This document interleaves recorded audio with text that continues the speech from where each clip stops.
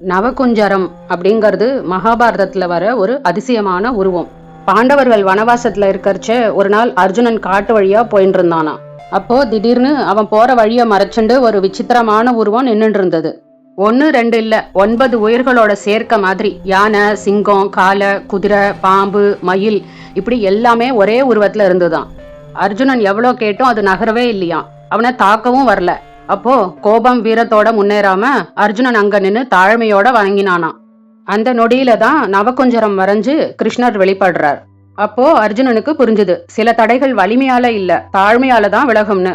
அதனாலதான் நவகுஞ்சரத்தை பார்க்கறதே ஒரு நல்ல சகுனம்னு ஒரு நம்பிக்கை இருக்கு. இது போருக்கான உருவம் கிடையாது, அமைதி, சமநிலை இதை காட்டுற ஒரு சுப சின்னமாகவும் மங்களகரமான உருவமாகவும் இருக்கு. இந்த நவகுஞ்சரம் நம்மளுடைய வாழ்க்கைக்கு உணர்த்துற 2 விஷயங்கள் இருக்கு. நமக்குள்ள பல திறமைகள், பல குணங்கள், பல உணர்ச்சிகள் இருக்கும்.